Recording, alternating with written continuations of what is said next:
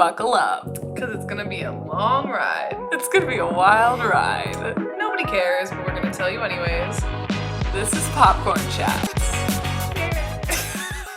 All right, what's up, everyone? Welcome back to Popcorn Chats. I'm MICHAE. And I'm Katie. And we are coming to you not live and a little delayed from two separate locations with just the Zoom audio this week, folks. Katie just made it a drive across the country. We're not dealing with tech issues today. Not today. Yeah. Nope, we're not doing it. So we're just going to use the Zoom audio. So audio might be a little botched in this episode, but it is what it is. And we'll be back with our normal audio next week. So sorry about everything, but I'm sure people can understand that moving is, one, not fun, and two, Stressful. super fucking stressful. My shit is everywhere, and I'm just trying to live, breathe, and flourish. But that's very hard right now. You're trying to live, laugh, love, and it's hard in these conditions. It really is. It really is. Dude. Okay, I actually have a story time before we get in. This will just serve as my check-in because obviously there's so much going on in my life with moving, and we don't need to spend an hour decompressing. But yes, since we last recorded, I have moved to Miss Los Angeles. I'm in my apartment right now. If you're watching on YouTube, this is my new home, and things are good. Corinne and I, my girlfriend and I, made it across the US in one piece. Barely. We had some issues, some bumps on the road, but it all worked out. Anyways, yesterday, God bless. I've been in LA for like maybe 2 hours, and we needed food, and then we also wanted some alcohol for the night. So I went to Target by myself while Corinne put our bed frame together, and I went into Target, and I'm like trying to check out with this frozen pizza and this thing of White Claw, and it's Valentine's Day too. And so then this dude, I'm like checking out with just these two things, and this dude in front of me is like, I could buy that for you. And I was like, oh no, like thank you, that's okay. And he was like, for Valentine's, like I can help you out. I was like, I'm really fine, like thank you so much, but no. And he was like, you're just gonna eat that all by yourself and drink that all by yourself and pass out? And I was like, no. And then he was like, I'm sorry, I didn't mean to make you feel weird. I was like, I don't know, I think I have too much anxiety for this city already. His accent over the course of that story was such a ride. Because he started out with like a newscaster accent, went into like a little bit of like a Fezco accent, and then ended with a Southern accent. He was like, for Valentine's? Oh my god, it was so goofy. I was like, sir, you are like, he was like 40 something. I was like, I am a teen. Not really, but I still feel like one. You are 24. You are not a teen. Oh my I know, God. but it always just feels creepy and weird. That's Anyways, so how are funny. you doing? I'm doing fine. Oh, Aria Wren just jumped up here. Come say hi to Auntie Katie. I Hi, bet she baby. misses you. I Aria. do. Oh, say hi. Oh, don't chew the cord. Oh, you're so cute. her. Kitties and I are doing good. I'm so tired today. I'm just exhausted. So as soon as we're done with this, I'm literally going to bed. But for my check-in, the only thing that I wanted to say, well, two things. I took my nephew to Disney on Ice over the weekend. Isn't she so cute? Took my nephew to Disney on Ice over the weekend. That was Cute. very entertaining, very fun. But my second fun thing, I read a new book series, and it was phenomenal. It's about What was it? serial killer, a woman serial killer, and an FBI profiler who's profiling her case, but he doesn't realize that it's her. But she knows she knows what his job is and knows that she is a serial killer, but she starts dating him, and he doesn't know that she's the killer that he's trying to find. Oh my god, that sounds like such a fun time. What's it called? It was incredible. It's called the Mindfuck series, and it was a mindfuck. It's 5 books, and I was obsessed. I finished it in 2 days. It was phenomenal, and yeah, I mean, this female serial killer was just next level. I loved her. She was great. Yeah. So That sounds right It up was a your fun alley. time. It was so good. It was a great way to spend the rest of the weekend, honestly. So I also took so many notes on this episode. General thoughts. What do you think of the episode? Oh, sorry, I asked you right as you took a bite. No, you're good. I should not be eating, but I'm always eating on this podcast, so Well, and it's like dinner time there, to be fair, right? Is it 5:30 your yeah. time? 2 hours? Yeah. Okay. General reaction, I will say I enjoyed parts, but I was kind of a ball of fury by the end. I did watch it with Corinne and then my roommate Shelby, who are both like very into the show. So I think their reactions to things kind of like fueled my reactions Mm. and like maybe skewed my view. Whereas your view is probably more like just your opinion, but I'm very like easily swayed by other people. Not saying that they like really changed my opinion what it would have been, but yeah, I don't know, I missed Rue in this episode more than I thought I would. I feel like she came in at the beginning and then kind of only came back at the end. I missed her, obviously missed Kat. What the fuck, we can address it. And I think the biggest letdown for me was like the Maddie and Cassie situation. It's flopped. It's so botched. Yeah. It's so fucking botched. And I can't wait to talk about it. I can't wait Yeah. to talk about it. Okay, chronological. Let's go. So we Well, open up. what was your Oh, general reaction? I liked it. I would put it more towards like the middle bottom of like my organization of episodes. Like I Yeah. didn't love it, but I also didn't hate it. And there were a lot of parts that I liked, and even the parts that I didn't like the stuff with Maddie and Cassie. Fucking Cassie, we'll get into that. Even those, I was still like entertained by. Like there were parts of it that I still liked watching. I just don't like where the story is taking them, but I still enjoyed the moments. Overall, it was fine, but it was a good episode, not a great episode, I guess. There was no We like should wow moment, no wow yeah, factor. totally. We Except should for rank. wow bad is Cats. Oh, we'll get into that. Sorry, Yes, dude. Yeah, we should rank the episodes at the end of the season. we should, and then see how our lists compare, because I feel like ours will be pretty similar. Yeah, we'll have to see. It kind of depends on how the end of the series goes. So now he's climbing up the side of it. I swear to God, Dorian. He's trying. Dorian, I'm not buying you a new tree. So he's being like horrible, and then look at his sister just chilling here. Oh. I need to stop being so distracted by them, but if they can stop being fucking rugrats. Okay. Opening of the episode. We open up with Rue struggling. Yeah. As Rue typically does. Yeah, but it's like bad. The snot bubble at the beginning. Zendaya, there's the Emmy again, honey. The way you were able to conjure that out of your nose. Wow. Like I couldn't do that. Her trying to open that Jolly Rancher. Oh my God, that was painful to watch. Yeah. Ooh, and it had me craving Jolly Ranchers. I went to the grocery store today and I almost bought some because I was like, that looks good. Yeah, but this time that she's having looks horrendous. I feel so bad for her mom, but I also like love the mom once again. The tenacity of this woman, like, I'm just really falling in love with the character of the mom. And then I'm glad that we are getting to see more of Gia and Gia's anger towards Rue. Yes. Really appreciated that. But then it's like the range of emotions that like the mom and Gia go through.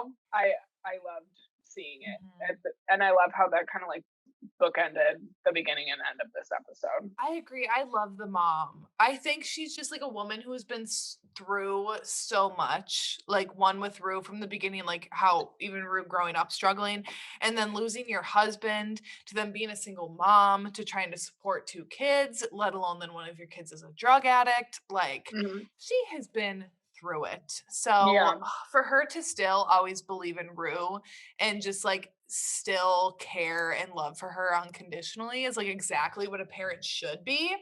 And then you see like Nate's mom later on in the episode and you're like, you are what people like, why people should not be parents, or some people should not be parents. Yikes. There were a lot of like parental or parents involved in this episode, which we can talk more about, but I really love Rue's mom and I really, really fucking love Lexi and Cassie's mom, but we can get into more of her later. But it was really interesting getting getting more parents into the mix. I don't know. It Mhm. just isn't something that I was like expecting in this season, but this season is not doing anything that I was expecting. No. I Whatever. was thinking about if COVID would have never happened, what the season would look like. Because I Yeah, think Jules wouldn't have been in it at the start. I think she would have been gone. agreed. So would have been interesting to think about. Once again, so we have Rue having a moment again of like self-awareness at the beginning of this episode, which is like a common thing for me in these episodes. And then I often bring it up on here as a reason why I will never be able to hate her as a character, is because she actively knows that what she's doing is wrong, what she's saying is wrong, and she knows that she's not a good person and she doesn't even like herself. So like the amount of self-hatred that she has, like I just look at that and I can't help but feel bad for her. But she flat out calls herself a liar, a thief. She calls herself abusive, and she's acknowledging that she's not a good person. And I think that's important that we see that we don't see her ever walking around like talking the way that she does to people and then walking around afterwards like nothing ever happened. Yeah. 'Cause she acknowledges it. She's like, "I literally said really fucked up things. I'm not a good person." Yeah, and she said she doesn't remember what she said to her Mhm. her mom, but she's guessing that it wasn't good. And like, I think for people who have a harder time understanding Rue at times, or like have a hard time with her likability this season, especially like me being admittedly like one of those people, I think this episode did a really good job. Like the start of this episode where she is having that internal monologue of like self-realization and like or self awareness, and then it ends with her calling Ali. I needed that as a viewer. Like that was Mhm. the way to pull me back onto Ruth's side. Not that I Yeah. was off her side, but like it's like that maintaining of the hope that she's still worth rooting for, really. Mhm. So I thought Rue's parts in this episode were very well done, and like Rue and then her family and Ali, like all those moments I really enjoyed. Yeah, I totally agree. I love that we got the phone call with Ali and then we saw her being so vulnerable in that moment. Because I agree with you. It's like what I needed with her. Because out of all of the things that she's done and all the things that she said to people, truly the one thing that it's like I could never get past is what she said to Ali. Because I'm like, he is a total like uninvested party in this, where like he has no personal tie to you besides him just being like a good ass person and Yeah, trying to help you out. So I like that we got that. And also, I just love him because he could have hung up the phone as soon as she said that it was Rue. As soon as she said it's Rue. I was And expecting him to. yeah, and he chose forgiveness. He chose that in that moment. And once again, remembering that she is like a kid and showed her like maturity and kindness, but still showed up to her house and is still going to be the same kind of like hard ass with her when she needs it, but also is that like fatherly kind of mentor role that she needs at the same time. And then when he showed up and picked out Gia right away, like he saw her sitting on the couch, disengaged. Like he knows how hard it is for the addict, but then like the family and loved ones of an addict, and picked her out and took that time to like cook with her in the kitchen. And then we got to see some of that of like Gia's emotions with that, as if I couldn't love Ali more. I feel like they really needed him to be brought into like the family mix, and they really benefited from him being there because he was kind of that like humor, really, Mhm. that like made it a joke out of it. Like, we don't want your diarrhea ass like helping us Mhm. cook, and he's like, I know you've been wiping that ass, like poor you, mom, like all this stuff. So, and like poking fun at Rue because like at the end of the day she is putting her mom and sister through hell, but it's like in a Mhm. lighthearted way Yeah. that like really only he can say stuff like that. I loved that moment so much. And another moment I really liked was during Rue's like internal narration monologue when she said, I had it written down. Most people would say the world would be better off without me, and I've been trying to leave it for a while. That, Mhm. like, again, it was kind of like being self aware to the point where, like, she's in the minds of us as viewers. Cause, like, again, admittedly, like last episode, I was like, get hit by a car. Like, stop putting your mom and sister through this. Like, and I regret saying that. Like, it wasn't good of me to say, but it's like it's real, you know. People, when somebody in your family is like an addict and putting you and other people that you love through stuff like this, it's so hard to like remember that they're sick and like they can't control it. It's just like it can be very frustrating, and I think us as viewers, like, people are going to go through it and have like different reactions to Mhm. Rue. But that line, it was kind of like she was saying, I know that most of you like kind of hate me, And like, I get it. And I hate me too. Like, Mhm. I don't know. That line really stuck out to me. Yes, I had that written down too, and I just said that cut deep. Yeah. My note with it. And what you were saying about with everyone else, especially like in this world, no one else can forget the trauma of her not being clean. So just because she's making the decision now to try to get clean, that doesn't erase all of the hurt that she's caused. Literally everyone in the show, basically, that's not just going to go away for them. Like, yes, Ali chose to forgive her, but Ali also has the perspective of being in Rue's shoes, and he's showing her what he probably wished people would show him, which was Yeah. like empathy and forgiveness. But you can't expect like Lexi or Cassie or Maddie, like for them to just automatically forgive Rue, or Gia, to just forgive her and move forward and just pretend like none of it ever happened. Right. Because again, like even though in the moment, like you're doing what you think is best for you, that doesn't mean that your actions don't hurt other people. And obviously, Rue has hurt a lot of people lately. It'll be And interesting it's, to see how those friendships and stuff get mended or not mended. yeah, when we get so rooted in her point of view too, like she's narrating the entire show, but then we get these moments where she's like on the floor, just like vomiting and like shivering, and she like is in a freezing cold shower. Like she's going through hell, like physically, and then she's having these thoughts like, everybody hates me. The world would be better off without me. How do you get through that? Like, how do you go on? And it's like, I think it really helps you understand, where she's coming from. Like, your choice is to get clean and like go through this hell and work through all the hurt that you've caused other people, or like do drugs again to like calm this like really bad withdrawal, or die. Like, there aren't really many choices, and some are like way easier than Mhm. others. So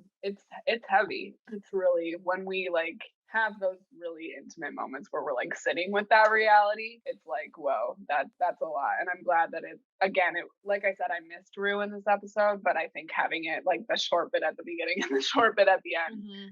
with really what she's going through right now, I Oh, right. appreciated it. There is a I dog agree. just wailing, like barking his head off. I don't hear it. There's a cat in my apartment complex. They have like one of those little window sticker things, where they can Yeah. like sit on the thing, like, and look out the window. How And nice. he or she looks like a big Dory.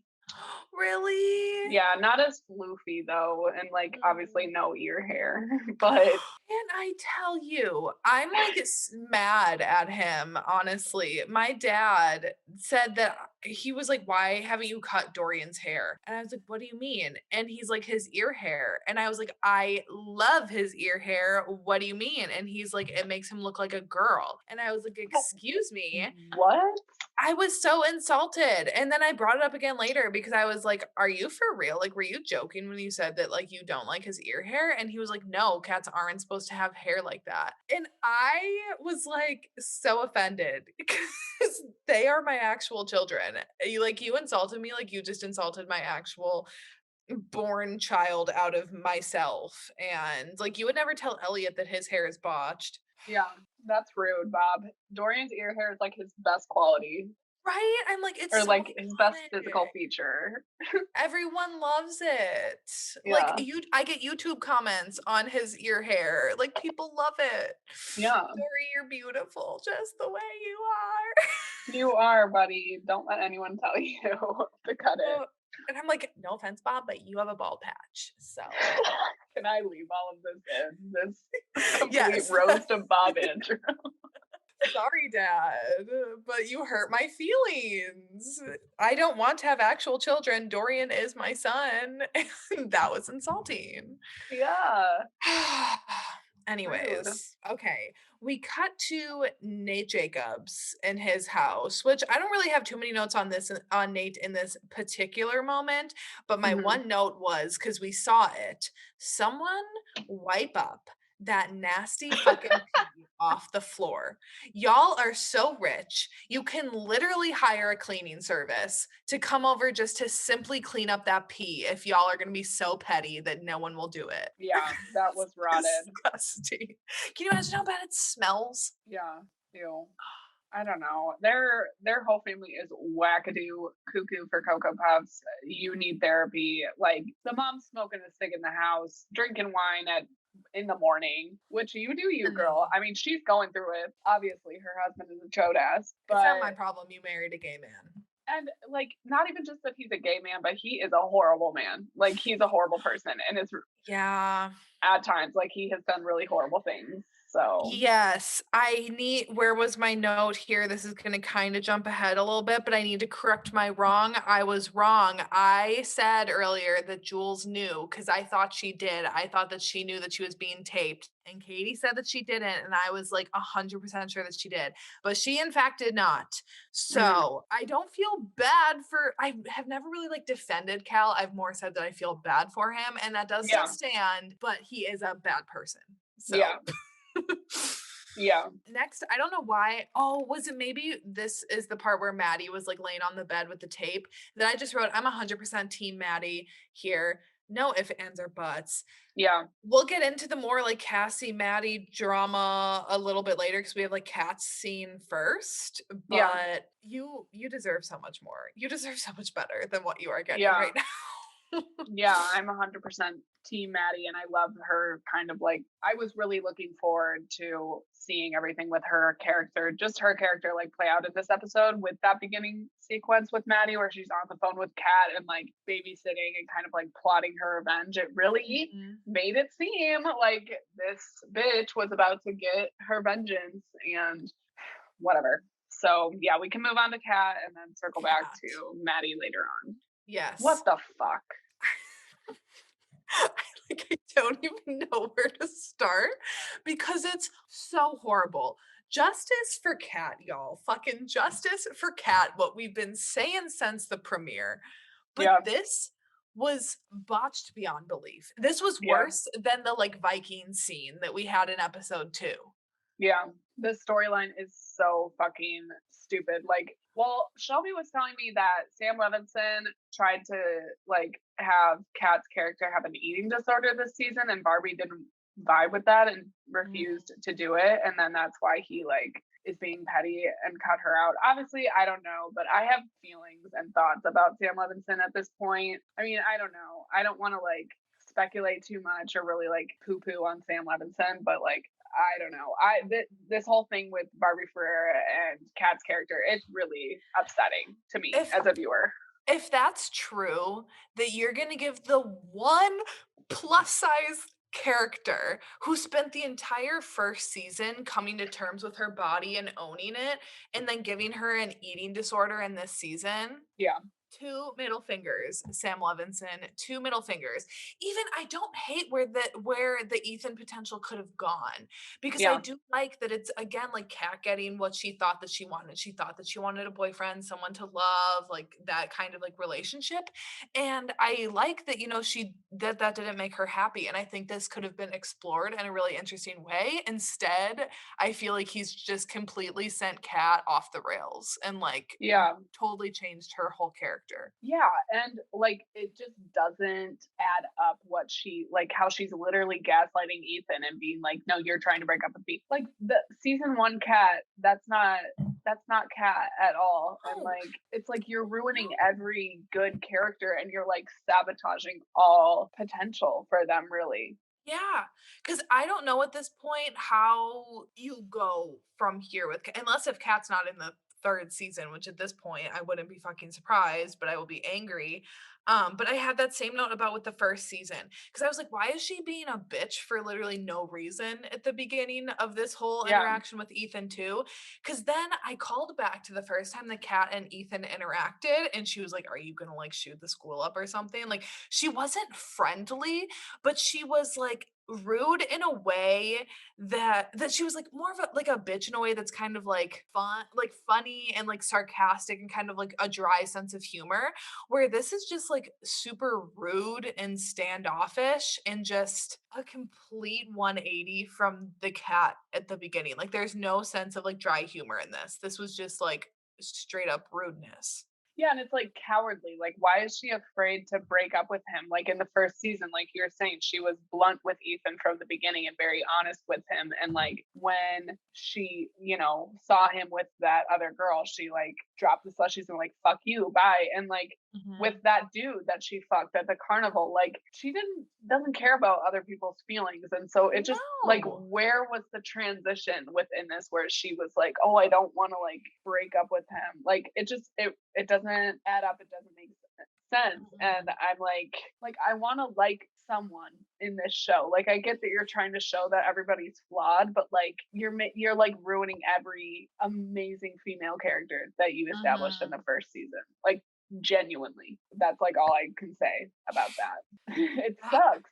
It It's does hard to suck. watch. I'm so frustrated with it. I'm so frustrated with her character and the complete turn. I think there's just like so little care and thought put into her at this point. And I'm like, okay, so is that literally going to be the end of their relationship? And is she going to go back to like not having, because her only real scenes so far have been with Ethan or when she's in like the ensemble scenes with the other women. But she then again has like one line to contribute. So Right. I'm like, is she going to have any scenes the rest of the Yeah. show?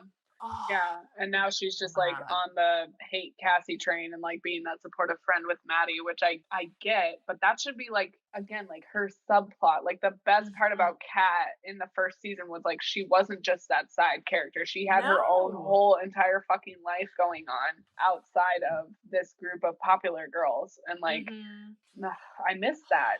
I want it back. It's really shitty. It's really fucking shitty. Out of everything in this show, that is the thing that I'm single-handedly the most annoyed by. I think it's like for me the just that in combination with like the direction that a lot of other specifically female characters are going in this show, like that I really loved in the first season, Mhm. and now I'm just kind of again like I don't want to just blame Sam Levinson, but he is the showrunner, he is the writer and the director, and it's like you don't know what it's like to be a teenage girl, period. And you're running all of these like it's showing in the first season. It was like okay, this dude actually kind of knows what he's talking about, and like he drew from Hunter Schafer's experience as a trans woman. Like he wasn't just trying to write what his interpretation of being a trans woman was. I don't really know if he talked to Barbie in the first season and like with his writing, probably not, but like he should have like talked to her and like what has your experience been being like a plus size model in the industry or like Mhm. anything like that, or just like a plus size person in the world in America. Like Shelby made the comment, she was like, he's like the John Green of today. Like he thinks he knows what it's like to be a teenage girl. And it's just like, no. I mean, just the fact that all of these people are in high school is already like hard enough to believe. But then it's like, bro, this is not the idea is there, but it's just like the execution of some of their storylines. It's just like, it's just sad and disappointing. Like, The character who has never felt inconsistent to me is Rue, and that is the character that is literally the closest to him. So I think he does a right. phenomenal job writing Rue. But as for the other characters, he's completely derailing them, especially just the women. Like Yeah. Nate is staying on par because Nate is a fucking psychopath. Like Yeah. I'm And he so like annoyed. he's letting Nate really just take over Everyone. everyone and every Everything. like plot within the show, and everyone's like fading into the background behind him, and it's like why are you so good at writing and building this psychotic ass fucking toxic ass white dude? Like I get it, he's a fun character to watch and I like the conflict that he brings to the show, but why is that like taking over all of our beloved characters? Like that should be the strongest thing that comes out of it, but right now it's like this dark Nate Jacobs cloud over the Right. entire show and like season Mhm. and characters that I really love. So I'm just like, Mhm. pissed about it. Like literally people didn't even give a fuck about the Super Bowl. Everybody just wanted to watch the throwdown between Maddie and Cassie. And we didn't even get anything. Right. We Oh my got in, god. oh my god, and in the preview, did you see the preview with how Cassie was Yeah. dressed? And like, oh, bitch, Cassie, I can't with you. Like, if there's one person that I just want to punch for this episode, besides Sam Levinson, it is Cassie. Ugh. Oh, Okay, justice for fucking justice. cat. Barbie, I Period. want I want you to get on your Instagram and just spill everything. Go on a live, Expose. expose. Come on, we need it because everyone is backing you. No one gives a fuck Hmm. about Davidson right now. No. Fez, when he said that he needed to beat Nate's ass again, I would pay top dollar to just watch Fez continuously whoop Nate's ass. Yeah. And I loved, I mean, this moment with Lexi and Fez was a huge, huge lovable moment for me in this episode. It really Yes. saved this episode, these two characters. Again, when So we're talking about like consistency, at this point, I am holding on to like Lexi, Fez, Rue, like genuinely, those Mhm. characters like have yet to be ruined. And I'm feeling like next episode is going to be a really big Lexi and Fez episode. So I'm like, Mhm. bitch, if you fucking ruin this, I like, think he's you're going dumb. to. I'm I think scared. he's going to. I'm nervous. Also, Yeah, Maddie. I still love Maddie. I think her me circumstances in too. this episode botched, but I still have hope for her because I think her character overall has not been ruined. But I think she had chances. She had so much taken away from her, so much power taken away from her in this episode that I'm pissed off about. Me too. That Yeah. oh, I can't wait to get into that. But yeah, their little stand by me moment when they're both crying, like So Fez cute. is just high as hell. Oh, I love it so much. I love them. And Faye, get your What's ass going in on? line. Get your ass in line. Fez and Ashtray have taken you in. Do not betray them. If you, we're done. We're done. She's feeling the conflict though. I mean, how could you not? Like these two boys are so lovable and so kind Mm-hmm. and they just like welcomed her in. I think she's feeling definitely like conflicted. So we're gonna see what happens. But Yeah. yikes. At first, when she looked at Lexi, I was like, "Are you jealous of like? Are you vibe? Like, are you having feelings towards Fez? Is that why you like looked in at them weird? Because I never got any sort of like romantic vibes between them. I really did just think that they were all kind of like a little family. So I don't know. And she has a boyfriend, so I don't Yeah. know. That was just weird. Her little look Yeah. there. Yeah, I don't know. I like that dynamic is kind of what's keeping the looming like mouse situation still Mhm. in the back of our minds. So it'll be interesting. And then also like those drug dealers that with the suitcase and like, you know, what's going to happen with that? Like that's Mhm. another point of contention that might arise. We got a lot to worry about, not just We Rue do. like getting sober. We have so much to worry about and only 2 episodes to get it all in, so Literally, yeah. we shall see. Okay, my next notes take it into the Cassie. Bitch. I can't feel bad for you. I can't feel bad for you when you are acting like this.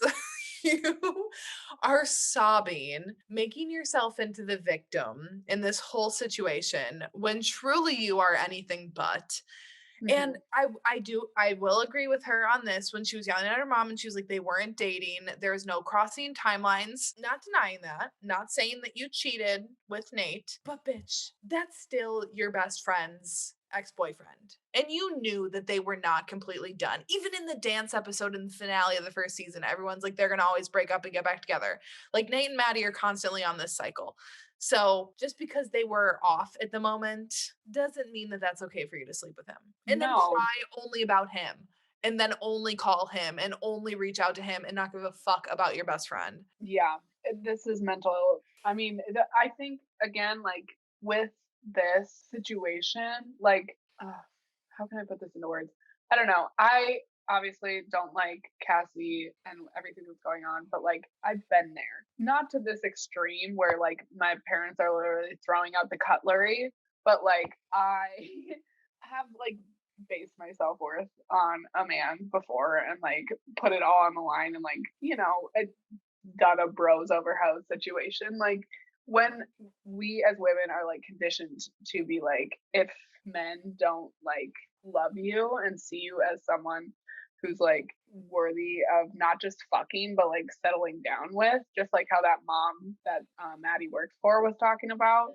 Unfortunately, we're conditioned to like base a lot of our self-worth around that. I think things are changing now, and this doesn't apply to every woman, but like Cassie is an example of what it's like to be an American woman teenager. It's like an example of one of the experiences that women can have, and it's a very extreme example, and it makes her again like look like a very unlikable figure, but it's rooted in truth, but it's just really really extreme, and it's making her extremely unlikable, and she's being really whiny. Again, Sydney Sweeney, her performance is amazing.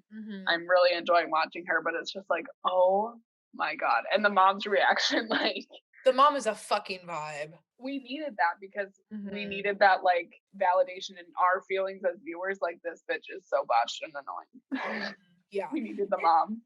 I agree. And it's been a common theme with Cassie that, she doesn't feel love on her own. Like she needs to get that validation from men. So I'm not surprised that she's having this reaction. However, the fact that she gives no mind to her soulmate, best friend, zero whatsoever, that I can't sit with. I am for the Yeah. girls. I am always for the girls. I am always hoes over bros.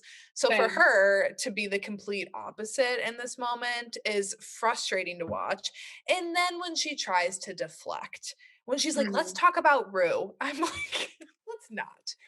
And technically, okay, I could get myself in a little bit of a pickle here because the other week when Rue was deflecting on other people, it was like, let's talk about Cassie fucking Nate. I loved that. It was a great bomb drop. But also, Rue's a drug addict, and her mother was trying to have an intervention with her. So I also feel like Rue's deflection in that situation is different when she is in that state of mind versus Cassie in this moment, who's just trying to be like, I think Cassie's trying to validate to herself that she's not a bad person, trying to be like, look, other people around me make mistakes too. When it's like, Cassie, you did fuck up. Like you did. I don't know what you want people to tell you. Like, what did you want your mom to say? Right. What was the response that you were looking for? Yeah. And I mean, this is jumping ahead, but I really appreciated the moment at the end when her mom just like gives her that look at the end when she's about to leave with Nate. That was a really, really good moment. And when Cassie was in the kitchen with the corkscrew and the mom goes in and she's like, a corkscrew ain't gonna cut it. Oh my God. Yeah. Like this mom, this mom, this mom and Rue's mom are, I think, the only two moms in the show that are good moms. And her pointing out, oh, she has been through so much with Cassie. That's where I was going to go. She's been through so much with Cassie, and she has never judged her. She's only ever supported her. And in this moment, even she's still not like just yelling at Cassie because she knows that that's not going to help her in this situation, but she's also not coddling her either. Right. She's just like, oh, I really like their mom. Yeah. And she's like, Like, yes, she has her fucking issues, but exorcism. you're not wrong. So good. Yeah.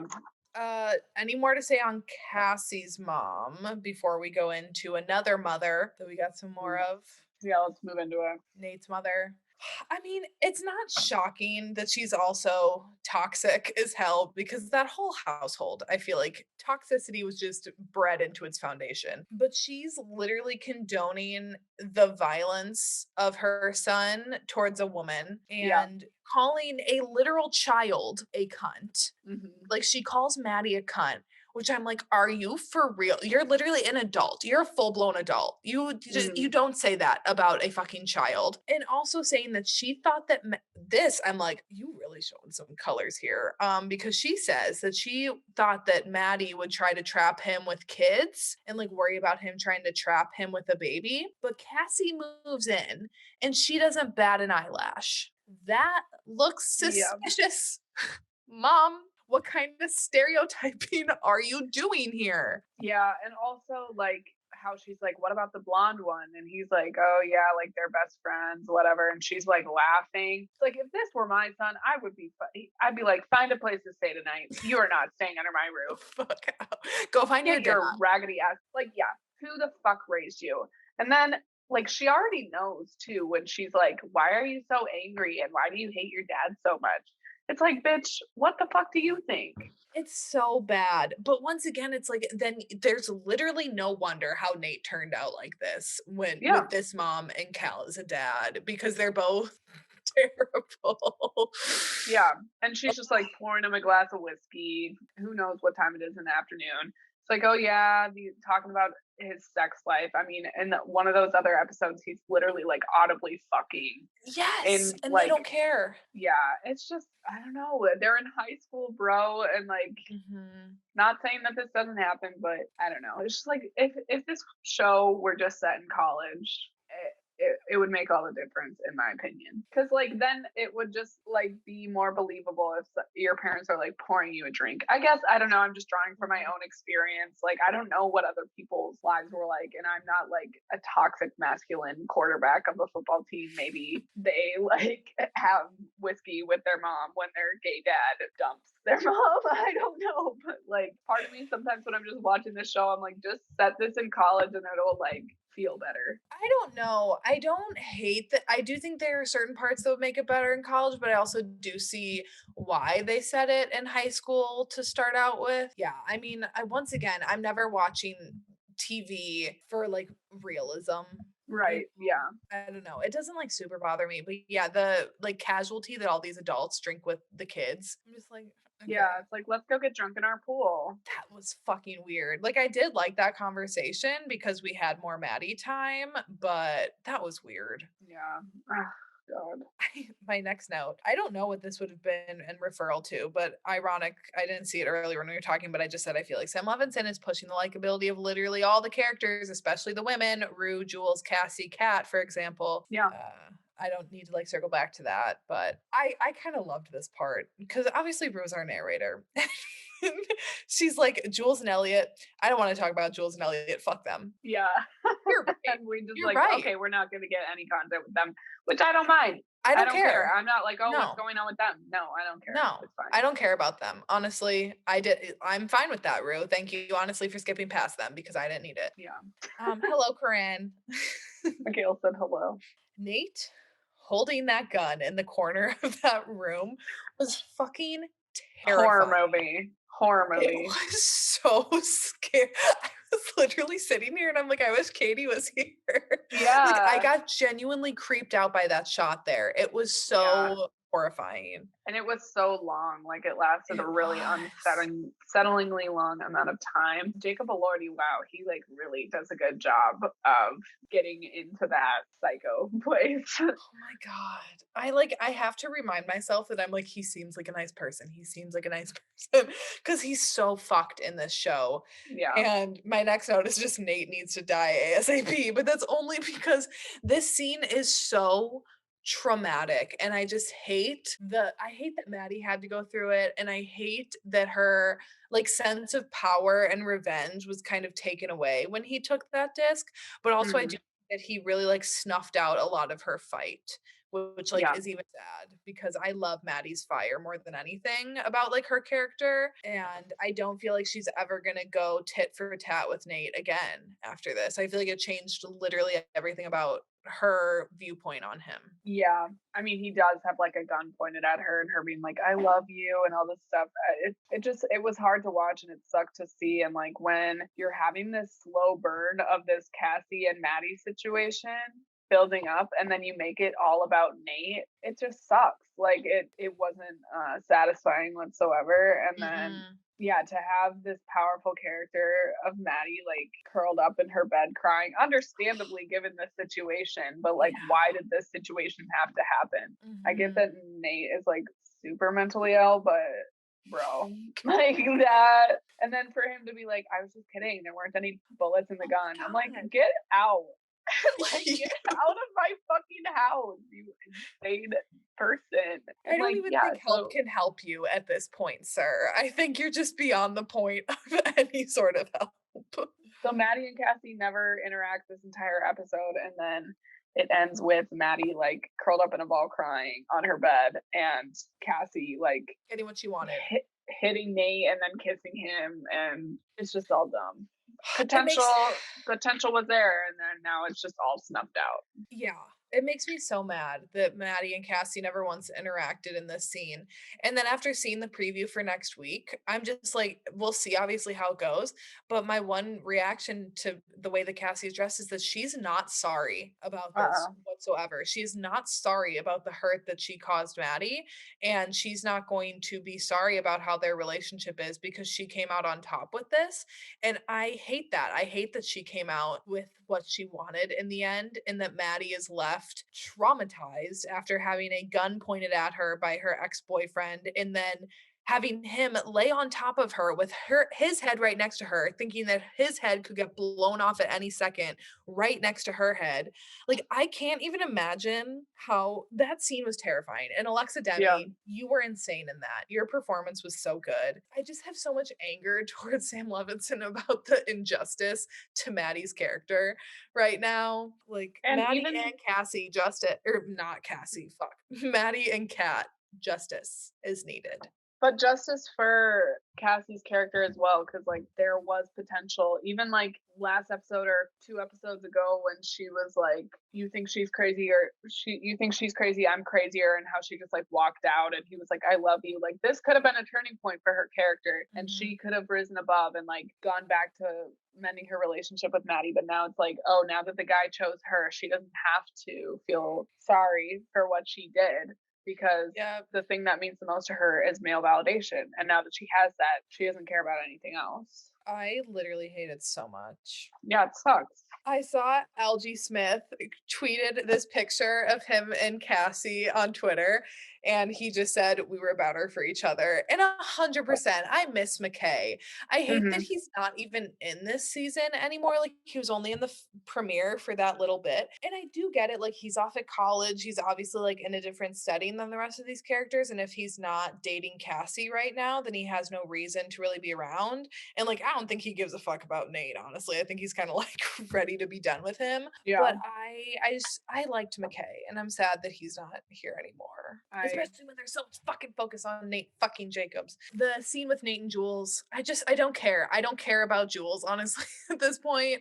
And I don't care about this tape resolution at this point because I thought it was so anticlimactic that now Jules yes, has this tape. Glad that she has it and then it didn't me come out too. because obviously that would be a violation for her. So glad that like she didn't have to face that, but also just the whole tape thing. Like there was all this build up to Maddie having a tape and then what the fuck. And also, can I just touch on that really quick? I'm Yeah. sorry, but the like Nate's sexuality thing in the first season, and now that's just like he's no longer struggling with that, or like that's just not even in conversation in this season, really. I don't know. Not that his sexuality has to be like tied to Jules and everything, but like all the dicks on his phone, like all that stuff, that's just being left out of the conversation this season. And Mhm. again, it's like, why did you establish all that shit? And then it's just like, did you rewatch the first season before you wrote the second? I kind of feel like what they're doing with Pretty Little Liars a little bit, where there would be things that were like built up to or like alluded to, or things that were included, but then they would jump ahead a few episodes or like a season, and those things were like irrelevant then. Like they were never brought up again, even though they seemed like they were going to be big plot points. Yeah, What are we doing here, it's babes? So, in this scene, it's so hard to just trust any sense of sincerity from this man when the scene before we see him threatening Maddie with a gun, yeah, someone that he supposedly loved. And I think that is the most fucked thing with his character is that this was a woman that he dated for a long period of time. And I would like to have thought that he loved her, but for him to like turn on her like that and be so absolutely cold and psychotic towards her, and obviously we've seen him abusing her before, but this was like just a whole other like psychological level of yeah, abuse that it's hard to trust anything about him anymore. yeah, Because what's to say that he's not going to turn around and do something super fucked up to Cassie? Because you can't make the argument to me then, like, oh, well, he loves Cassie and he fantasizes about her. In the first season, it's talked about in his intro how much he loved Maddie and how much, and like the things about Maddie that he loved. I don't trust yeah. him And he even at said all. to Jules, like, I meant everything that I said. So it's like, if that is true, then falling in love with multiple women at once, you're being super shady, you're a catfish. Just, yeah, I agree with you. It's all fucked. It's botched. Once again, just why did Maddie never say anything to Jules about the tape? We've wondered this the whole time, still wondering this. Probably will never know because Sam Levinson doesn't give a fuck. And lastly, which is just this is my last note for the preview next week. I cannot wait to see this play. After Me seeing too. some of the reactions of the people and them turning to each other and being like, is this about us? And Rue's face once again. I can't Yeah. wait. I can't wait. I think it's gonna be a good episode. Yeah, and we get Lexi narrating too, Yes. we saw. So that's gonna be shaken up. And I saw an interview with a bunch of the characters and the cast, and one of the questions was what character would you want to have played this season besides your own? And Alexa Demi said Lexi because she's a Ooh. badass. And it's like Maddie's supposed to be the badass character, but I would love it if Lexi kind of has her moment in this coming episode. So I'm cautiously optimistic. I'm hopeful, but literally, like, if you fuck up Lexi and Fez, like, there's nothing left for me in this show. Like, Really, Rue is gonna be it for me. But like, that's a long haul thing, and like, yeah, she's one character. She's the main character, but she's one character within this entire show. So if you ruin everybody else, Rue's not going to get better anytime soon. So it's like, I don't know how much longer I can hang on, you know? This is almost where, as much as I love that we have a second season and I am enjoying it, and I'm glad that we have the content, it could have been left as a one season and it would have been left on a high note. Like, I feel like if this show would have just stayed one season, people would have been finding it 5 years from now and still been like, wow, that was like really good. You're starting to botch it a little bit. You're not, I don't feel like you're botching the show overall. I feel like you're starting to botch characters that people love. Like, you're fucking with them just a little too much. You're pushing them a little too far. Right. We'll see. 2 more episodes left. And then I saw today, because of Zendaya's filming schedule, that people are thinking that that the third season probably won't premiere until 2024. Because, it's like 2022 now. And I guess she has a shit ton of movies and stuff lined up for that they probably can't film this year. So they probably won't film until next year. And then, like, by the time that it's edited, I'll be 27 then by the time that the third season is out. That makes me want to die. Also, all of them will be like 30. So right. I'm like, how long? And also, how long is like Zendaya gonna stay on this show? I feel like, since she's an executive producer now, like she has that extra tie into it. But I just feel, especially like Sydney Sweeney, I feel like she's getting like a lot of momentum right now. Like, how long are some of these people gonna be at this level to do this show? She's getting her own show, Sydney Sweeney. I saw she's like, I think on Amazon Prime she has where she's the main character. Good Girls Guide to Murder or whatever. Maybe, yeah.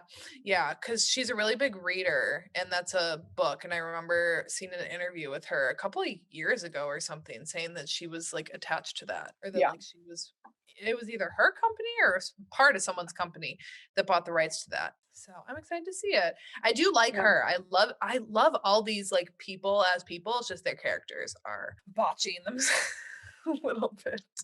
Yeah, legitimately though. It really is just coming off as like this middle-aged white cis het man is writing what his interpretation is of being. Like this cast and this group of characters is so unique and distinct, but it's like all so painfully obvious that it's coming from one voice and one person. And it's like, that was the whole reason why we all loved this show in the first season.